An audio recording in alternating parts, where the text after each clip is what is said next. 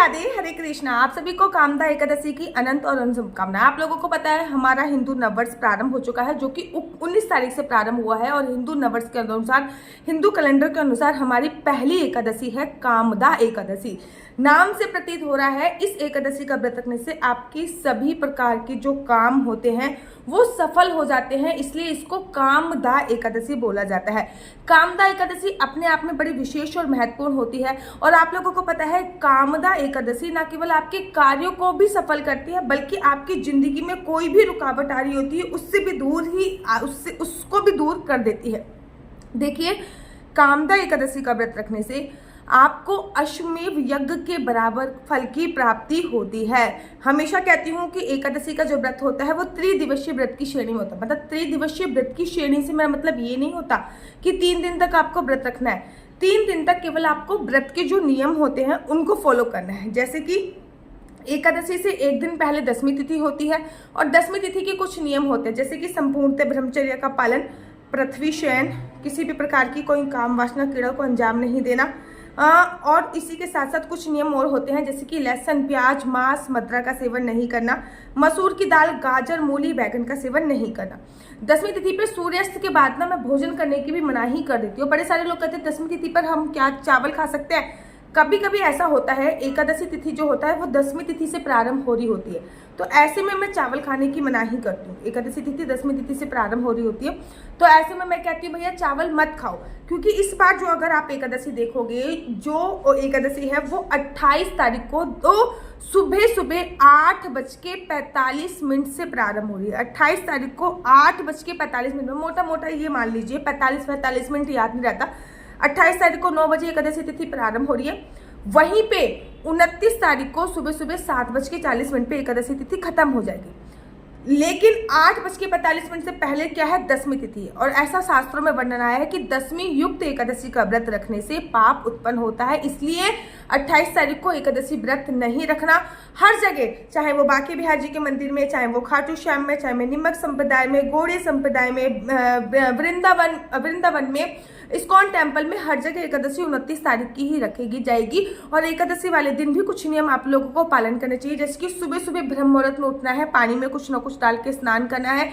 उसके बाद पीले रंग के वस्त्र पहने। देखो, पीले रंग के अगर आपके पास वस्त्र ना हो ना, तो पीले रंग की ना 2-3 चुन्नी वगैरह मंगा लीजिए। जब भी एकादशी हो या फिर कोई भी ऐसी विष्णु भगवान से रिलेटेड शुभ चीज हो ना, तो उस टाइम पे आपको एकादशी पीले रंग के वस्त्र पहनकर ही पूजा करनी चाहिए, या फिर पीले रंग की चुन्नी पहनकर ही पूजा अर्चना बदनी करनी चाहिए। उसके बाद पूरे घर में गंगा जल का छिड़काव कीजिए। अपने घर के मुख्य द्वार पर स्वास्तिक अवश्य बनाइए। अपने घर की चौखट पूजन अवश्य कीजिए। देखो, जब भी एकादशी का व्रत होता है ना, भगवान विष्णु के साथ साथ माता लक्ष्मी की भी पूजा अर्चना बंद होती है। अगर आप चाहते हो कि माता लक्ष्मी आपके घर पे स्थायी निवास कर जाए, माता लक्ष्मी परमानेंटली आपके घर पर रुक जाए, तो आपके अपने घर की जो चौखट है, जो दहलीज है, उसको नित्य पूजना चाहिए। और नहीं, नित्य नहीं कर सकते तो जो आपके स्पेशल ओकेजन है, जैसे कि रामनवमी है, एकादशी है, अमावस्या है, पूर्णमासी है, इन पे तो जरूर और जरूर करना चाहिए। उसके बाद आपको संकल्प लेना है। वैसे तो चावल से संकल्प लिया जाता है, लेकिन एकादशी पे मैं चावल निषेध करवाती हूँ। आपको संकल्प लेना है, सुपारी लेनी है, 1 या 2 का सिक्का लेना है। उसके बाद ओम श्री विष्णु श्री विष्णु श्री विष्णु। मेरा नाम आशु चौहान है, मेरा गोत्र केमलक्ष्य है, मेरा निवास स्थान श्रीधाम वृंदावन है। आज मैं पूरी विधि विधान से कामदा एकादशी का व्रत कर रही हूँ। यह व्रत मैं फलाहार खा के करूंगी। भगवान श्री हरि विष्णु मेरा यह व्रत संपूर्ण करने में मेरी सहायता करेंगे। इतना बोल दिया आपने। जो भी सामग्री है वो आपको अपने भगवान के समक्ष रख देनी है।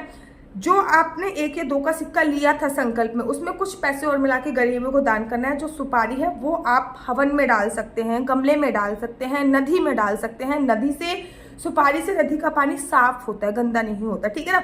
उसके तत्पश्चात क्या करना है, उसके तत्पश्चात आप लोगों को एकादशी की छोटी सी पुस्तक आती है, वो पुस्तक आपको पढ़नी होती है। मतलब एकादशी की कथा होगी कामदा की। आप चाहो तो पुस्तक मुझसे भी मंगा सकते हो, या फिर हमारी वेबसाइट से भी मंगा सकते हो। www.haribol.com हमारी वेबसाइट है, आप वहाँ से सारी चीज़ें मंगा सकते हो। उसके बाद आपको भगवान का प्रिय भोग लगाना है। वैसे तो हर एकादशी पे भगवान को मखाने की खीर का भोग लगाना चाहिए, लेकिन उसी के साथ साथ भगवान को एक प्रिय भोग, स्पेशल भोग होता है जो हर एकादशी पे लगाया जाता है। जैसे कि इस बार मैं कामदा एकादशी की बात करूं, कामदा एकादशी पे भगवान को पान का भोग लगाया जाता है और साथ ही के साथ लौंग का भोग भी लगाया जाता है। लौंग और पान दोनों ऐसी चीजें हैं जो आपको व्रत में नहीं खाना चाहिए। ना तो व्रत में आपको लौंग का सेवन करना है, ना ही व्रत में आपको पान का सेवन करना होता है। हाँ, आप व्रत के अगले दिन पान और लौंग का सेवन कर सकते हैं। कहते हैं पान और लौंग का भोग आपको लगाने से, भगवान के समक्ष लगाने से आपको दरिद्रता की योनि से मुक्ति मिल जाएगी। मतलब आपका जो भी जन्म होगा ना, आप निर्धन नहीं बनोगे, आप दरिद्र नहीं बनोगे। तो आपको पान और लौंग का भोग अवश्य और अवश्य भगवान श्री हरि विष्णु को जरूर और जरूर लगानी चाहिए। उसके बाद आपको आरती करनी चाहिए, तुलसी माता के पास आ जाना चाहिए। इस बार ना रविवार वाले दिन एकादशी पड़ रही है, तो तुलसी माता में जल समर्पित नहीं होगा। एकादशी पे तुलसी में जल समर्पित होता है, द्वादशी पे नहीं होता। लेकिन अगर रविवार पड़ जाए तो तुलसी में जल समर्पित नहीं होता, लेकिन दीप प्रज्वलित किया जाता है, तुलसी की परिक्रमा करी जाती है, इतना जरूर होता है। उसके बाद आप लोगों को पूरे दिन विष्णु सहस्त्रनाम का पाठ सुनना है। एक आधी अक्षर भी आपके कान में चल जाएंगे ना, तो हमारे जो जन्म होते हैं वो सिद्ध हो जाते हैं। पूरे दिन किसी की निंदा चुगली नहीं करनी। फोन पे ऐसा नहीं है कि आप चुगलियां कर रहे हैं, फोन पे किसी से गॉसिप कर रहे हैं, ऐसा नहीं करना है। किसी भी व्रत में दिन में सोने की मनाही होती है, तो एकादशी वाले व्रत में भी आपको दिन में नहीं सोना। रात की पूजा का बड़ा विशेष महत्व होता है। एकादशी में रात्रि नहीं होता, रात्रि जागरण का बड़ा विशेष महत्व होता है। आप 11-12 बजे तक जग सकते हैं, आप 2 बजे तक जग सकते हैं, आप 3 बजे तक जग सकते हैं। जब तक आपको जगना है जग जाइए। लेकिन कलयुग में ना, कलयुग जो है वो 2 चीजों में बहुत ज्यादा विलीन है। एक तो अन्न में इंसान के प्राण समाहित है, दूसरा निद्रा में। ठीक है, तो अगर आप सो जाते हो तो मैं हमेशा कहती हूँ कि एकादशी वाले दिन अखंड ज्योत जरूर जला लीजिए। बेशक आप सो जाओ, लेकिन आपकी जो साक्षी है अखंड ज्योत वो जलती रहेगी, तो आपको ऐसा अनुभव रहेगा कि साक्षात आप ही जग रहे हो। उसके बाद अगले दिन सुबह सुबह हरिवासन समय निकलने के बाद, हरिवासन समय क्या होता है, द्वादशी की 1/4 अवधि होती है। हरिवासन समय निकलने के बाद आपको अपने व्रत का पालन करना है, किसी योग्य ब्राह्मण को भोजन कराना है, उसके बाद आपको अपने व्रत का पालन करना है। कुछ कुछ बातों का आप विशेष तौर पर ध्यान रखिए। एकादशी के बाद द्वादशी जो तिथि होती है, मतलब जो दूसरी तिथि होती है, उसको द्वादशी बोलते हैं। द्वादशी पर हमको एक समय भोजन करना है। द्वादशी पे लहसुन प्याज मांस मदिरा का सेवन नहीं करना। द्वादशी पे संभोग क्रिया नहीं करना। द्वादशी पे भी पृथ्वी शयन किया जाता है।